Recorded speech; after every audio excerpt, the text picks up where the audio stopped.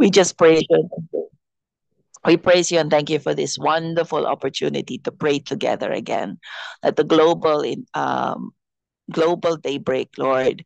We are using the opportunity to time to blast the heavens with our prayers, the authority that you have given us to break through the spiritual strongholds na ginagawa ng mga iba.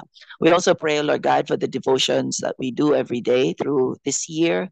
Through Oswald Chambers, we continue to praise you and thank you for the insights that you have given to him that nagiging pakinabang sa amin ngayon sa 2025. We pray, Lord God, for Sister Brenda. Oh, Lord God, kung makakasama siya today, siya yung dapat mag-share. At kung hindi siya pwede, we pray that you give Pastor Rory the inspiration as he prepares the slides to share with us later. And this one precious time we have to prayer blast. Let us join together our voices in agreement because you have said, Lord, whatever we agree, whatever we loose here on earth will be loosed in heaven. What we bind here on earth will be bound in heaven. And so thank you, Lord God. Help us to use, let us not look at the numbers, but the quality of our prayers, Lord God. Thank you again for the opportunity that kahit malayo kami sa isa't isa, malapit kami sa pamagitan ng Espiritu Santo. So we pray for strong connections, Lord God, in this internet. Do not allow the enemy to cause disruption or destruction or distraction. So we pray, Lord God, for that unity and the power of prayer to manifest itself once again today. In Jesus' name, amen. Sige po. So as we continue to pray, let us ask, can we ask, sino yung pwedeng mag-lead or as a heart to pray for this 10:40 window para wasakin natin. Maybe Ate Ophel, since nakabukas pa yung microphone. Okay po. Okay. Thank you. Well, shall we pray together na lang lahat? Or we can unmute and pray together. Father God, we thank you, Sige, Lord, this morning, Lord, that we have the opportunity to pray for the 1040 Wendell Road.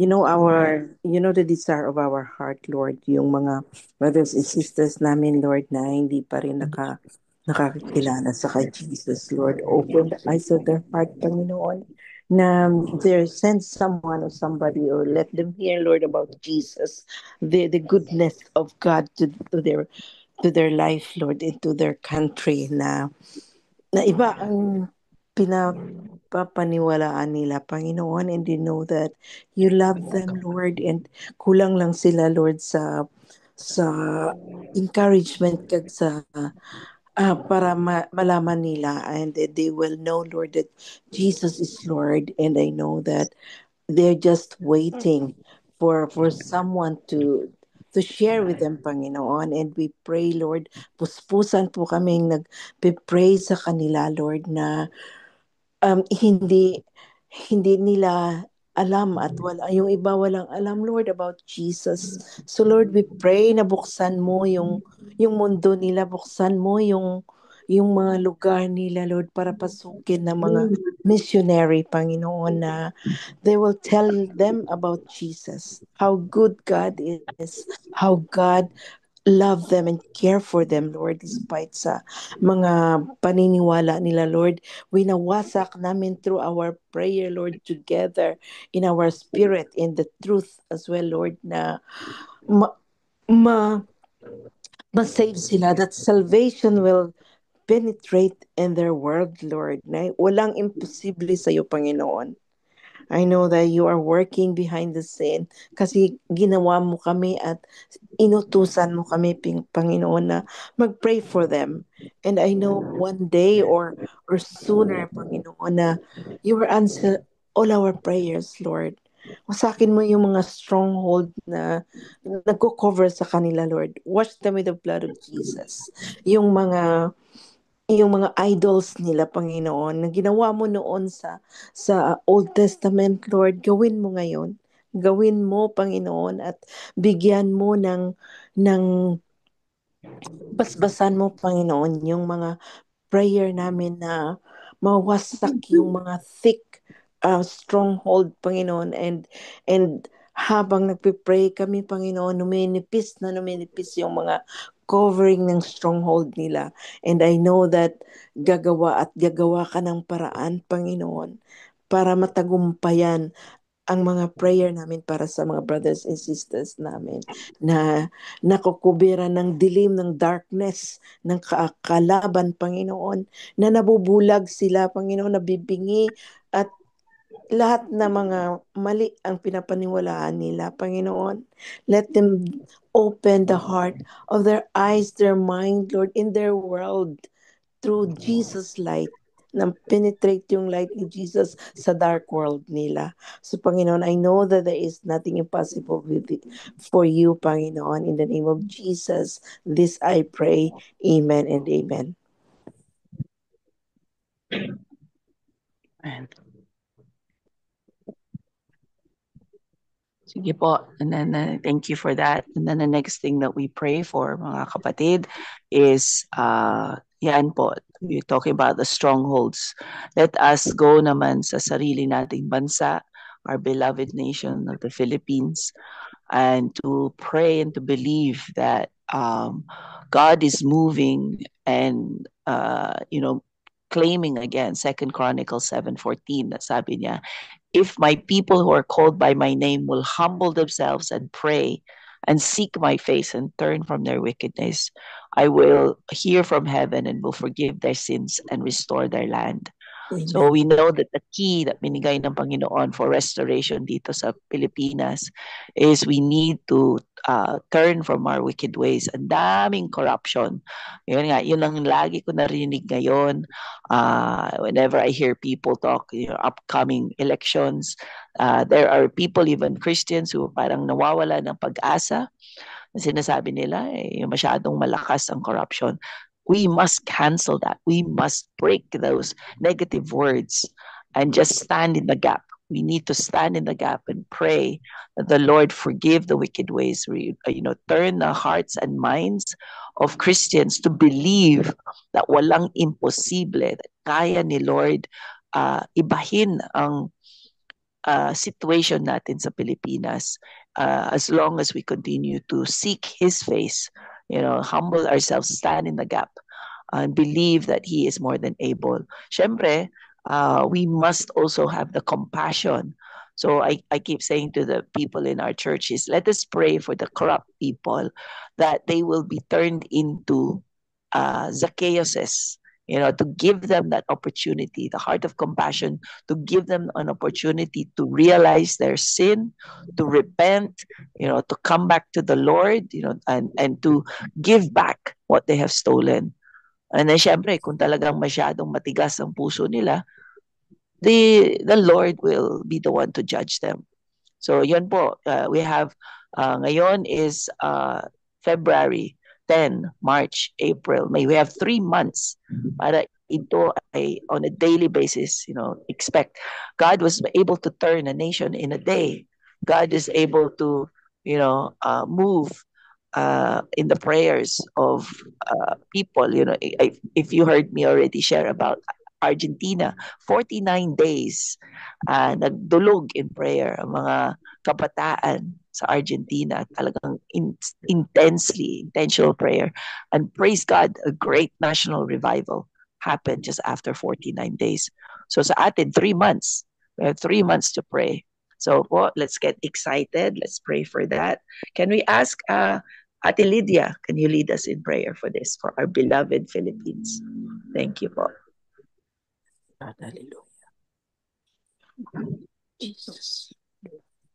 Yes, Lord, salamat po. Hallelujah, hallelujah, Father. Hallelujah, Lord Jesus. Hallelujah, God, the Holy Spirit po, Panginoon. Lord, we lift up to you our land, our countries po, Panginoon. Lord, our beloved countries po, Panginoon. Lord, we bind and burn all the hindering spirit po, Panginoon. Yung territorial spirit, Lord God.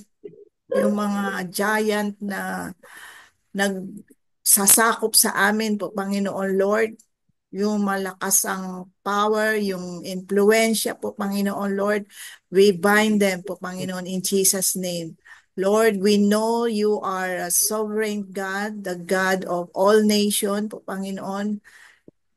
Lord God, dalangin ko po, Panginoon Lord, all over our land, Lord Jesus po, Panginoon, from Luzon, Visayas, and Mindanao, Lord God, you will take over po, Panginoon Lord, to our land, to our beloved countrymen po, Panginoon Lord, sa aming mga mamamayan. Salvation will come to Amen. our lives po, Panginoon Lord God.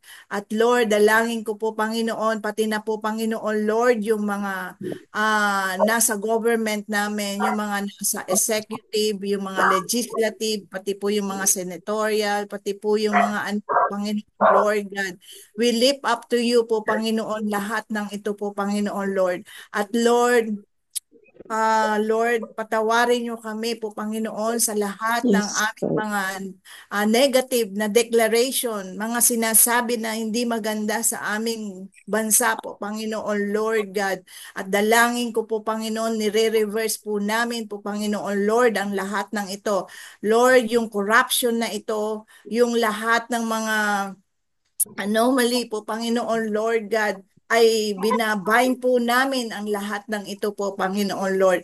Pati po, Panginoon Lord, yung mga sa government po, Panginoon, yung mga influential na nangyayari po, Panginoon Lord God, at yung mga gumagapang sa under the Lord, yung mga hidden agenda nila, hidden na motive nila po, Panginoon Lord, ay hindi nyo papayagan ang lahat ng ito. Even, Lord God, pati po yung mga ano po, yung mga nasa linya ng mga sa election namin po, Panginoon Lord, lahat ng fraud, lahat ng panilinlang, pati po yung mga deceiving spirit po, Panginoon Lord, ay Amen. winawasak po namin sa Amen. pangalan In ni the name of Jesus po, Jesus, Panginoon Lord Lord. God. Pati po, Hallelujah. Panginoon Lord, yung mga Yes. galama, yung kaliit-liitan nila po, Panginoon Lord, ng ginagawa na itong dito sa election na ito po, Panginoon Lord. Lord, reveal the truth po, Panginoon. I-uncover nyo, i-unleash nyo po, Panginoon Lord God. Ihayag nyo po, Panginoon Lord God. At Lord, maraming salamat dun sa mga previous na, Lord, yung last year po, Panginoon Lord, ay ni-reveal nyo na kung ano po yung mga ginagawa nila. Salamat po, Panginoon. Alam po namin na patuloy nyo pong lilinisin, ipipurify po ang aming government na ito po, Panginoon, ang aming bansa po, Panginoon Lord God. At dinideklara ko po, Panginoon Lord, yung peace, yung integrity, yung righteous, yung salvation po, Panginoon Lord God, and everyone, at yung fear of the Lord po, Panginoon, know you, to know you more po, Panginoon Lord God. At Lord, salamat po, Panginoon, sa gagawin nyo sa aming bansa na ito po, Panginoon Lord, Amen. yung maunlad, yung kilala kayo po, Panginoon, that you will stand po, Panginoon, sa aming bansa na ito, that you are God of all gods po, Panginoon, sa amin na ito. Kayo lamang po, Panginoon, ang kikilalanin po na Amen. Diyos dito Amen. sa aming bansa na ito po, Panginoon, Lord God. At Amen. Lord, yung mga, ang tawag dito, yung mga rebelling spirit po, Panginoon, Lord God, at yung nag-ano ng uprising po, Panginoon, nagpaplano po, Panginoon, ng mga welga o anuman po, Panginoon, in Jesus' name po, Panginoon, we rebuke this po, Panginoon, Lord God. At Lord, kayo po, Panginoon, i-unarm nyo po, Panginoon, dismantle nyo ang lahat ng kanilang mga plano na ito po, Panginoon. At Lord, salamat po, Panginoon, sa bansa namin na mahal namin, na pinaglilingkuran namin, Lord God, at yung loyalty namin as Pilipino po, Panginoon, na Lord God, ay nandun sa puso namin po, Panginoon, Lord. Kasi dito kami, Lord, pinanganak, dito kami, Lord, lumaki. At Lord, mamahalin din namin, paglilingkuran namin po, Panginoon, higit sa lahat, Lord, unang-una kayo, at pangalawa rin po, Panginoon, ang aming bansa po, Panginoon, gagawin namin, ano yung gagawin namin, sumunod po, Panginoon Lord, sa lahat ng mandate po, Panginoon, nung pinapagawa niyo at ng aming government po, Panginoon Lord God. At alam po namin na mangyayari ang inyong dakilang gawain po, Panginoon, sa aming bansa na ito po, Panginoon Lord.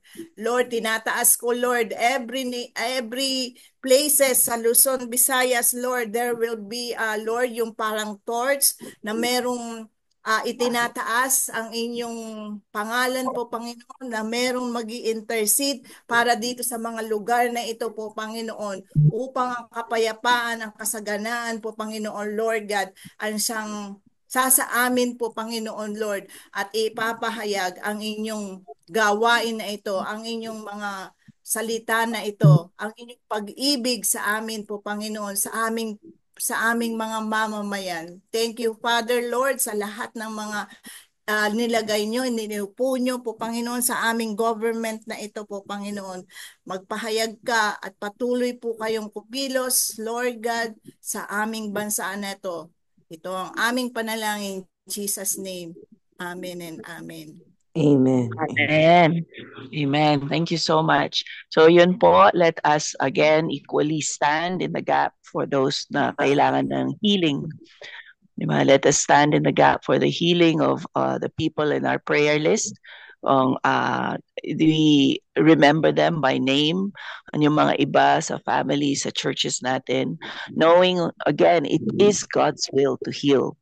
We just need to continue to walk by faith and not by sight, and to believe that God is moving. Let's speak healing from the top of their head to the soles of their feet, to cancel the cancer or others like that. So if you will join with me, sino pa kaya? I was just about to pray, pero let's give somebody else the opportunity. Sa sino po? Sino po? Lahat po listening, except si Tita Conchita. Can you pray for those who need healing po? Let us pray for their provisions, those who are needing continual maintenance, and that we pray that every medicine they take will be like supernatural arrows that will target the areas of their sickness, and that we declare healing in the name of Jesus. Okay lang po ba, Tita? Opo. Okay po, let's pray. Thank you. Father, Jesus Christ, hallelujah, Holy Spirit. With humble hearts, Lord, we come to you, thanking you for our lives, thanking you for the opportunity of praying together as your prayer warriors, intercessors, Lord. Thank you that we can still pray earnestly for our dear brothers who are suffering and feeling unwell with infirmities, Lord. You are our Jehovah Rapha, our great healer, Lord. You said in you there is nothing impossible. That is why we are bringing this case, Lord, to you, with you, so that your healing hand will touch from head to toe for every member who has been listed here and those who have not been enlisted yet, Lord. You know them by heart because you are our God, omniscient God, and omnipotent God, and omnipresent God. We know that you are now touching them. We could visualize that you are now having your hands touching them, Lord, with passion, compassion, touching them with your great love, with your great concern, that these people, we who are been sick, and also those people who have been enlisted, who are suffering from dengue,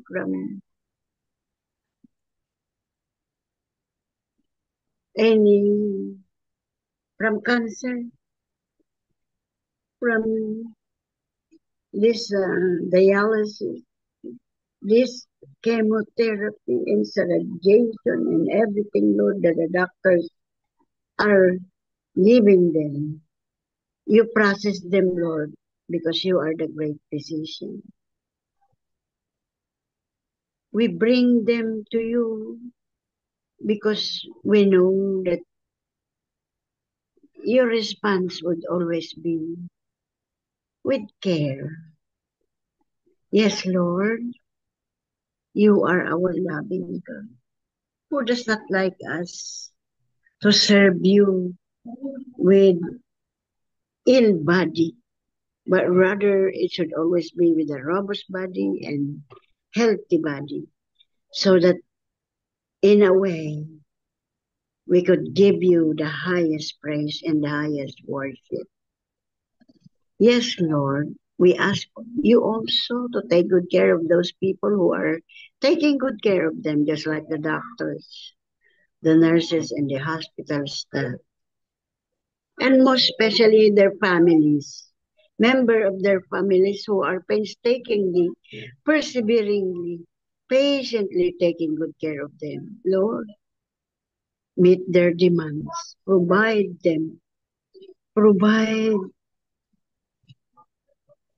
the necessary medication that each one needs, and also provide the stability of the finances, Lord, that they will meet the demands while they are sick, so that they will be healed. Lord, we also pray for those not only physically unfit, but rather those who are emotionally disabled, Lord. Within the family, those who have marital relationship that are into chaotic relationship, Lord. We pray, we bring them all to you because we do not like them to be anxious as they serve you, as we serve you, Lord. But all of these differences, Lord, within the circle of the family. We pray also for those with psychological problem. We bring them to you because you are our omnipresent God. We know that you have all this loving care, touching us, touching them, every one of them, Lord. We could visualize you now, touching them, Lord, with your loving care. Thank you so much. Thank you so much, Lord, that we can still pray for them.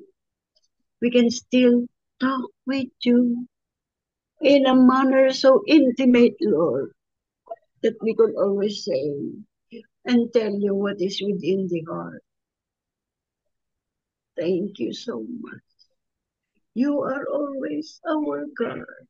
In you, we always surrender everything because we know as we surrender and trust you, you will always give your definite answer to all our pleas. Thank you. And this we ask in the mighty name of our Lord Jesus Christ. Amen. Amen. Amen. Amen. Amen. Praise Amen. God. I'll hand back Amen. over to Pastor Rory. Thank you. Thank you, everyone. Salamat po at purihin ng Diyos sa umagang ito. And thank you. Dahil talagang ang Diyos ay kaya po tayo na nagagalak at natutuwa sapagkat iba talaga ang plano po ng Panginoon bilang ito ang Saya Tibida, si Pastor Bida ay kasama natin na siya yung nag-prayer plus today, and that is the leading of the Holy Spirit. And now, I just want to share with you, everyone, dito po sa Daybreak Global. But I can ask for, sige po, may nagtaas po ng kamay kanina, if I'm not mistaken. Meron po ba? Mistake lang po. Sorry, pinindot lang. Okay. Okay. Okay. Let me share this one.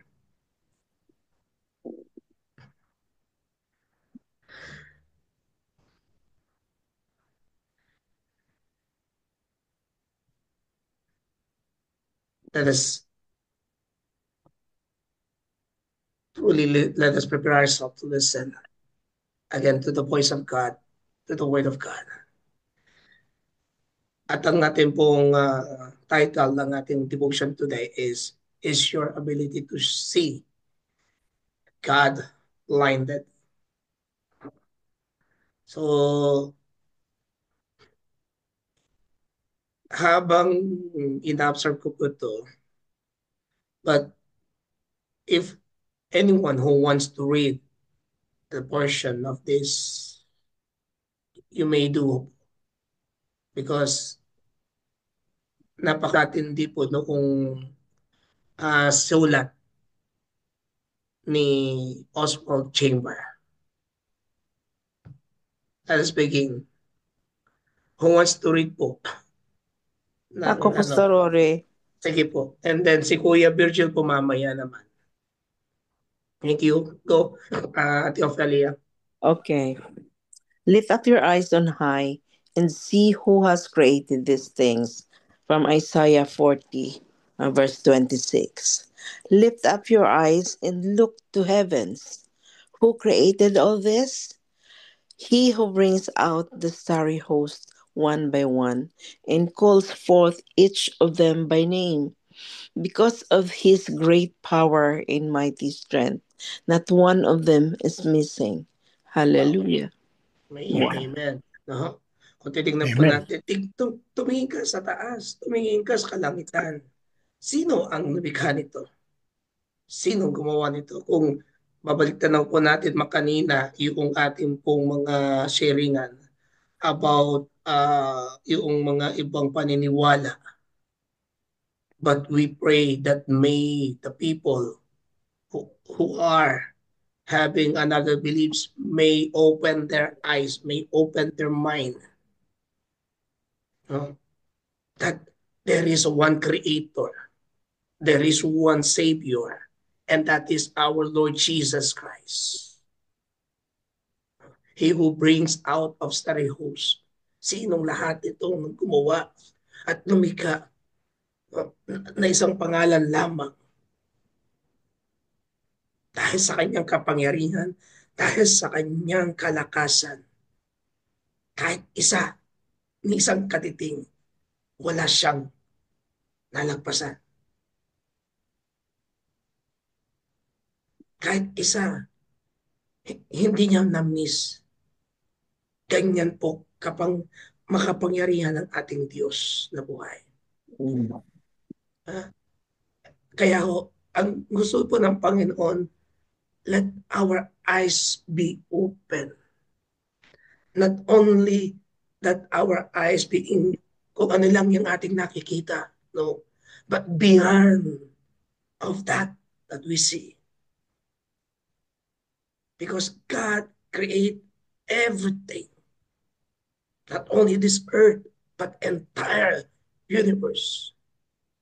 Just only His Word. Next. Kuya Virgil, pwede po bang kayong magbasa? Thank you. Opo.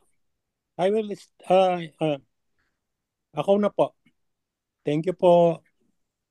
The people of God in Isaiah's time has blinded their minds, ability to see God by looking on the face of idols. But Isaiah made them look up at the heaven. That is, he made them begin to use their power to think and to visualize correctly. We are children of God. We have a tremendous treasure in nature, and we'll realize that it is holy and sacred. We will see God reaching out to us in every wind that blows, every sunrise and sunset, every cloud in the sky, every flower that blossoms, and every leaf that fades. We will only begin to use our blinded thinking to visualize it. Next slide, please. Andali lang po, Kuya, bago po yung Sige po. slide. Okay po. Thank you po. Tignan po natin dito. Because of our eyes, ito po yung ginagawa mo ng kaaway. Just, ang kaaway po ay talagang pinapakita lang kung ano yung nakikita natin. But through the writing of Oswald Chamber, want us to see in heavens.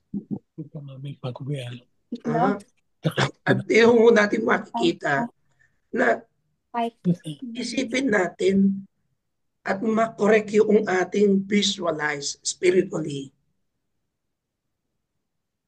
Hindi lang yung ating nakikita na pumapasok sa ating isipan na kung saan ito lumalabas sa ating mga bibig. But God wants us correctly in spiritually that when we sitting, rethink what God is doing or creating beyond that. Kasi tayo yung kanyang mga anak na kung saan sabi niya, we have a tremendous treasure in nature. And we realize that it is a holy and sacred. Tayo yung kanyang pinakamahalaga sa lahat na nilikha. Na tayo ay nilikha niyang banal at sagrado. Not just only what we see, but think that we are being created by His own image as His son and daughters. Kaya nga po, we will see God's reaching out to us in every mind that blows. Every sunrise, no? Kumbaga, pinapakita ng Diyos ang lahat ng bagay nito para tayo ay maabot. That yung mata lang na at yung kung mata lang yung ang ating papansinin, yung nakikita lang natin ang ating makikita, at hindi natin nakikita yung purpose na yun, and that is a blindness. But through this word, that being blinded will be cut off, and that we may see the interaction and the work of the Holy Spirit in our life. So that things will be visualized sa ating pong pamumuhay, sa ating kalaw. If you see something, ask God directly, Lord, give me the significance of this, why I see these things. Not a matter of seeing only. Hindi yung nakikita mo lang, but God wants us to see everything because He is our creator and we are being created by His own image. To be sacred in His holy face, in His holy presence. Sige po. Next, Kuya Bridget. Sige po. The real test of spiritual focus is being able to bring your mind and thoughts under control of your mind. Focus on the face of an idol. Is it yourself? Is it your work? Is it your idea? What the servant should be? Or maybe your experience of salvation and sanctification. If so, then your abilities to see God is blinded. You will be powerless when faced with difficulties and will be forced to endure in darkness. If your power to see has been blinded, don't look back on your own experiences, but look to God. It is God you need. Go beyond yourself, away from the faces of your idols, and away from everything else that has been blinding you, your blinding your thinking. Wake up and accept the ridicule that Isaiah gave to his people, and deliberately turn your thoughts and your eyes to God. One of the reasons for our sense of utility in prayer is that we have lost our power to visualize. We can no longer even imagine putting ourselves deliberately before God.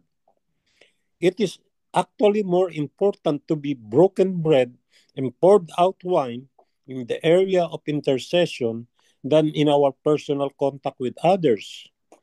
The power of visualization is what God gives a saint so that he can go beyond himself and be firmly placed into relationships he never before experienced. Much of the misery, this is the wisdom of Oswald. Much of the misery in our Christian life comes not because the devil tackles us, but because we have never understood the simple law of our makeup. We have to treat the body as the servant of Jesus Christ. When the body says, sit, and say, go, go when the body says, eat. And he says, fast, fast when the body says, yawn, and he says, pray, pray. Biblical Ethic 107. Thank you for allowing me to read the Bible.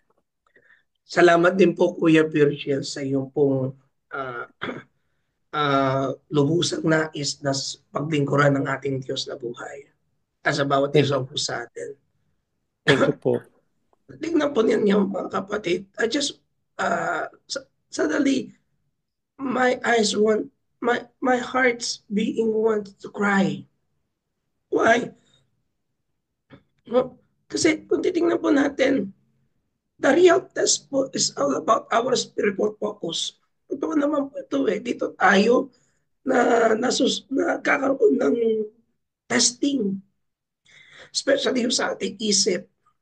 Kasi ang ating isip po talaga ang nagkokontrol. Kapag ang ating kaisipan ang nagkontrol sa atin, nawawala na po yung focus natin kay Jesus. Nawawala na po yung focus natin po sa kanyang mga salita. Nawawala na po yung focus natin sa pagmamahal po sa Diyos. Why? Because we are being focused. Hindi natin namamalayan. Idol na pala yun according to Oswald Chamber.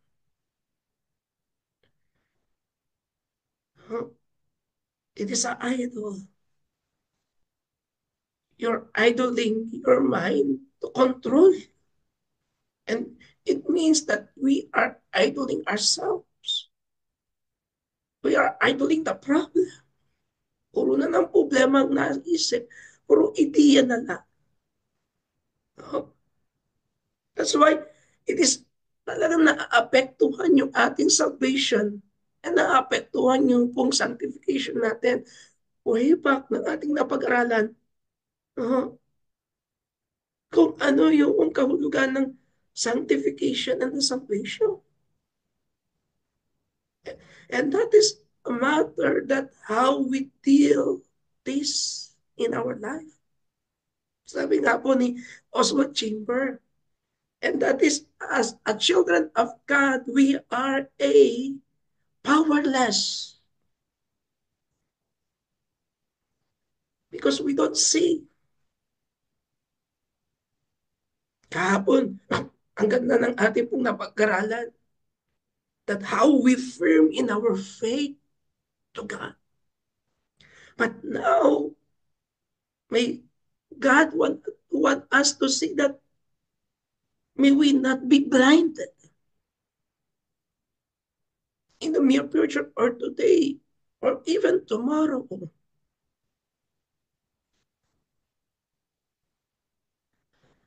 Because there is a lot of Christians that they're saying that Christian, but they are blinded by their own thoughts.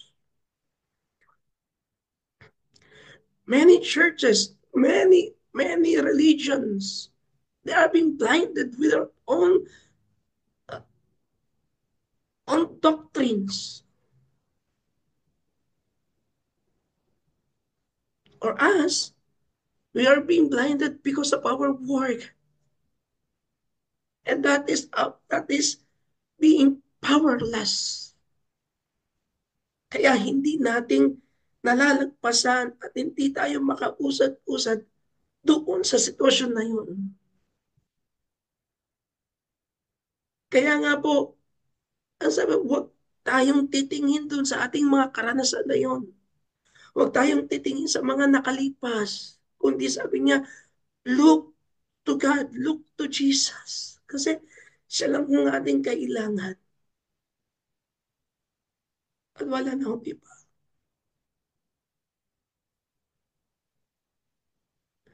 Ito yung pinaka-ay ng gustong sabihin ni Oswald Chambers. Look to Jesus. Look to the Holy Spirit.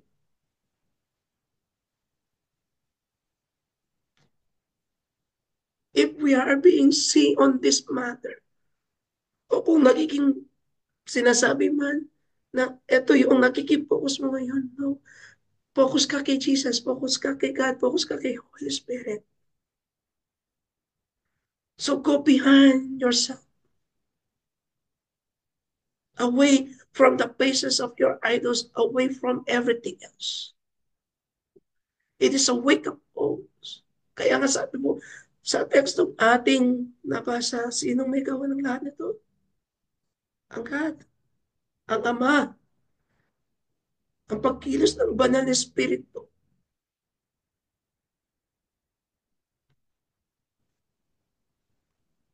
Now, kaya nga mga kapatid, sabi, it is actually more important to be broken bread and pour out wine in area of intercession than in our personal contact with others. Napakaganda mong sinabi ni Oswald Chambers dito, mas mainam na tayo yung maging pirasong tinapay. Sumisimbolo ng katawan ng ating Panginoong Hesus.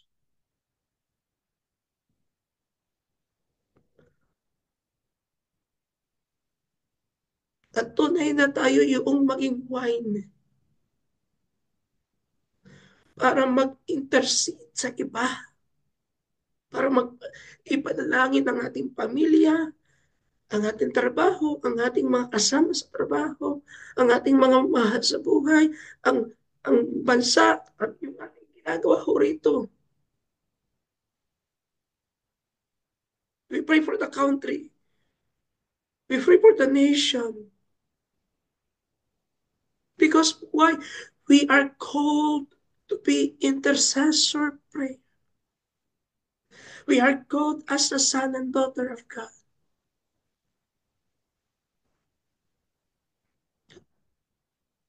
To visualize what God gave us as insight. That we may experience the and put it in the relationship truly. Kaya nga po sabi ni Oswald Chambers dito, kapag sinabi ng iyong katawan, umupo ka. Pero sinabi naman po ng ating Panginoon, umayo ka. Umayo tayo. Kapag sinabi po ng ating katawan, kumain ka, hindi. Mag-fast ka, mag-fasting ka, mag-fasting na tayo.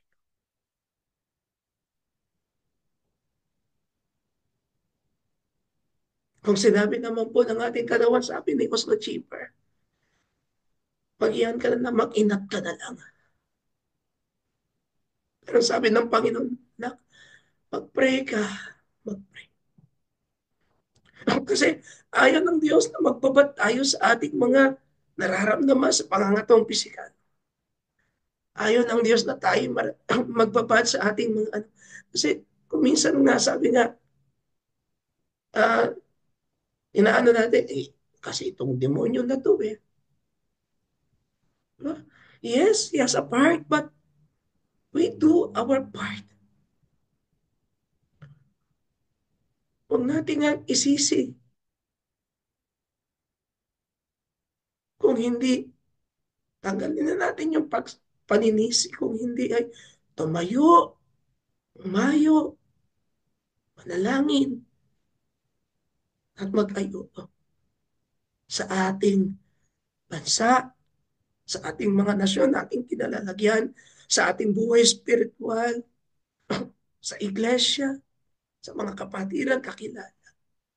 Because this is God's one to deliver, to pray for the salvation of each nation and each person and each of loved ones, mga kapatid. And thank you for allowing me, and truly, I praise God for giving me this wisdom that He used me today. Praise be to God.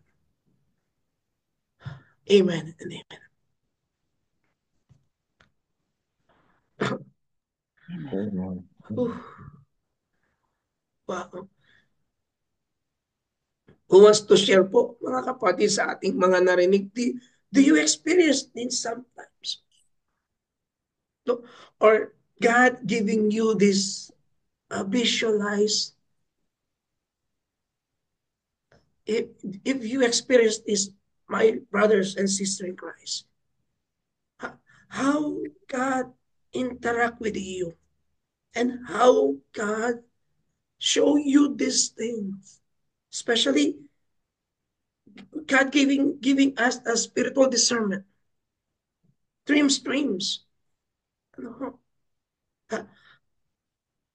Can we hear from others that how God give you these visions or visualize and how impact it to your life?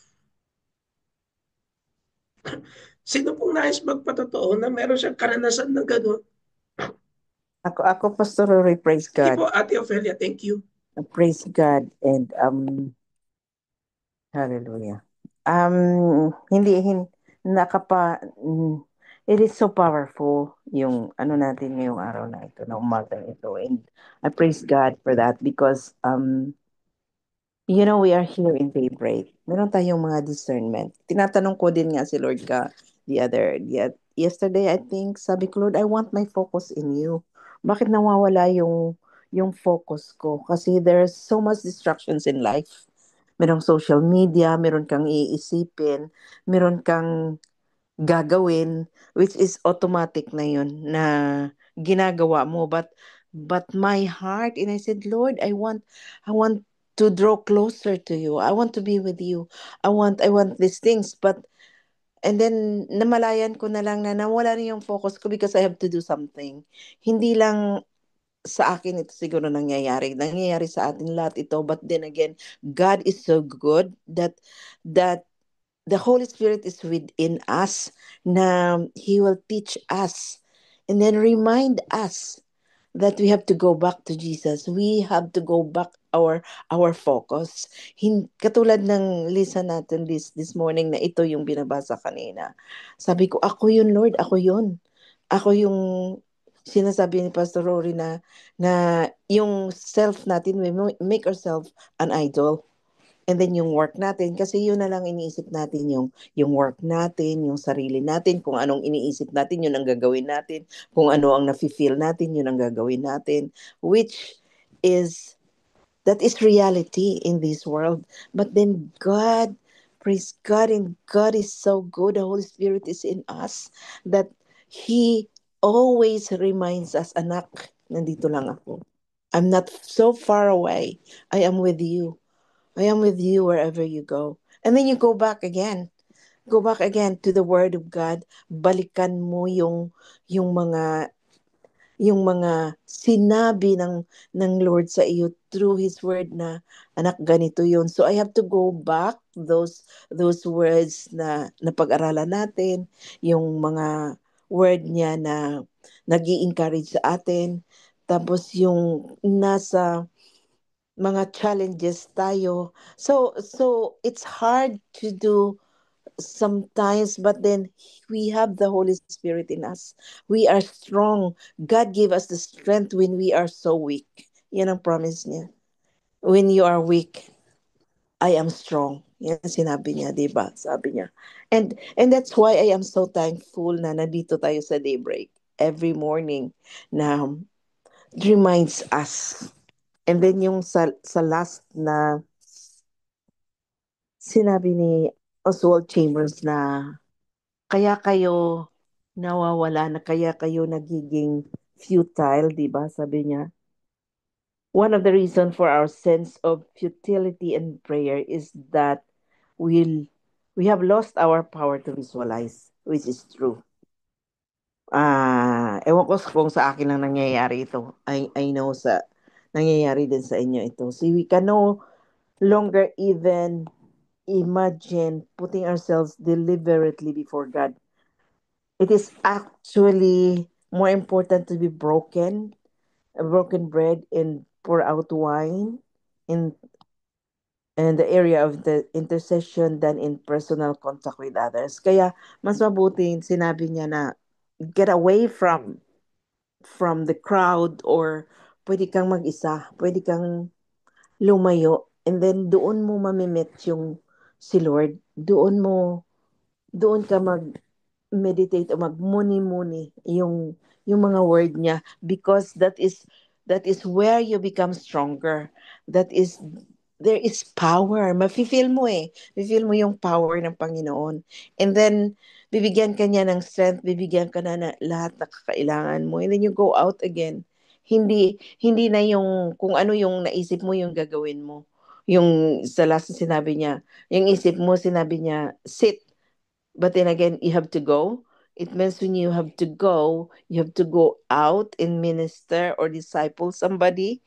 You call someone, kung sino kakausapin mo, you share about the word, and then sinabi na pag nagyoyon ka, you pray.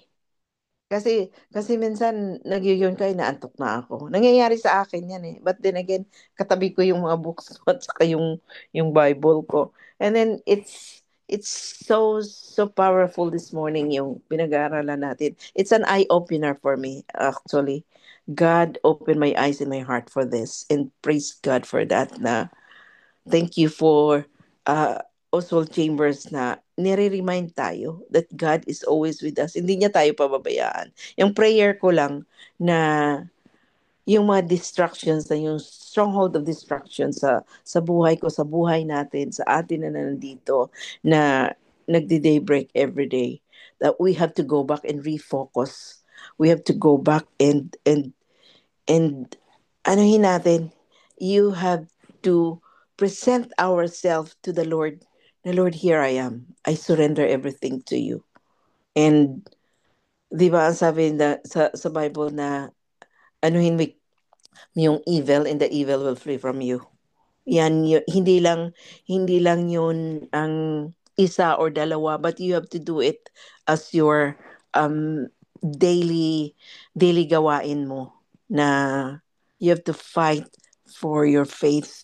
And I know that hindi tayo papabayaan ng Panginoon.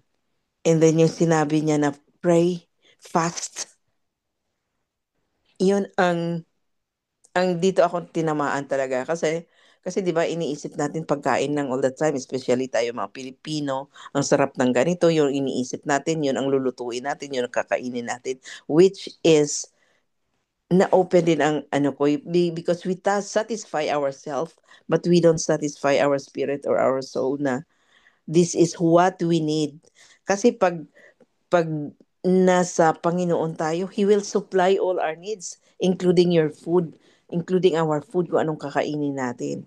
So, praise God na ito yung naano natin ngayong umaga. And I thank God for this, na na-open yung eyes ko at saka yung sarili ko. Praise God for that, na ito ang kailangan natin. Amen. Thank you for letting me share po. Maraming pong salamat, Ate Ofelia. Isa na lang po, kung isa na lang person, kung nais po ninyo pong mag-share. Then we go to our prayer of Thanksgiving prayer. Meron pa po? Last chance.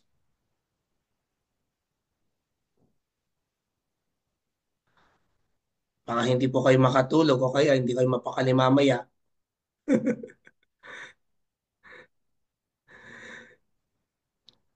Okay. Sige po. Let's go to our prayer plus, to our Thanksgiving prayer.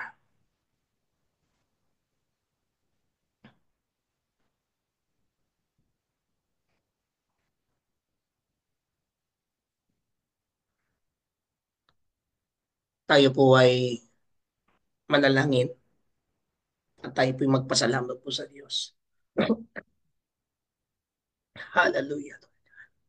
Hallelujah, Lord Jesus. We thank you, Father God, that for your words, Lord God, that we obey. And thank you, Lord God, that for your word that give us today. Salamat na ang aming mga mata ay kung ang aming mga mata man, Panginoon, ay merong bagay na nakatingin lamang at hindi pinagmamasdan ang pinakabihan na yun, Panginoon, ay tunay na tanggalin mo ang harang. Palayain mo, Panginoon, ang bawat isa po sa amin. Deliver us, Lord God, from the blindness. Deliver us, O Lord God, from the blinded mind also. But we ask, Lord God, that we see you deeply. We visualize you deeply, Lord God, what you want us to do. Don't and think and teach us, Lord God, not to be control our mind, not to be control of our emotion, but be control of your work, of your Holy Spirit, of your word. I pray to my brothers and sisters in Christ that in here in the platform of Daybreak Global. Bless them, O Father God. And we continue right now to pray for our families. O Lord Jesus Christ, that every Monday we ask for you to cover them, all the fathers, mothers, brothers and sisters, sons and daughters, cousins, grandparents, all the neighbors, Lord God, friends. We ask, Lord God, to continue to bless them and we rebuke, Lord God, the spirit of deceptions, the thinking of being divorced. We cut it in Jesus' name. O yung annulment, Panginoon, sa tanging pangalan ni Jesus, sa bawat mga pamilya, ay aming binubuwag ito, Panginoon. Ang mga kaisipan patungkol sa pamilya, ang dalangin namin, Panginoon, ay ang pagmamahalan, ang pagkakaintindihan, ang pagkakaunawaan, Panginoon, ang siyang bumalot sa bawat miyembro po ng pamilya. And we speak, Lord God, for financial breakthrough sa bawat isa ng miyembro po ng pamilya, Panginoon. And right now, here, Lord God, sa aming mga kapatid dito, ang madalangin ko rin, Panginoon, ang patuloy na pagpapala mo, ang patuloy na kasaganaan mo, ang patuloy na ang biyaya mo, ang mararamdaman, Panginoon, at mararanasan ng bawat isang sa amin. Salamat, Panginoon, that you give us, Lord God, a direction again and reminding us what to do, what we need to do if we are being stuck, if we are doing something not right in your sight. You hold us, help us, Lord God, to be more strong and firm, and to walk with you, and to see beyond, Lord God, you did for us, that you created us as your own image, a holy and sacred one, because you are our Father. You are our God. And thank you for your Son, our Lord Jesus Christ, who gave us truly a word that leading in our life what to do. And through the power of your Holy Spirit, we give you, Lord God, all the glory and all the honor. In Jesus' name we pray.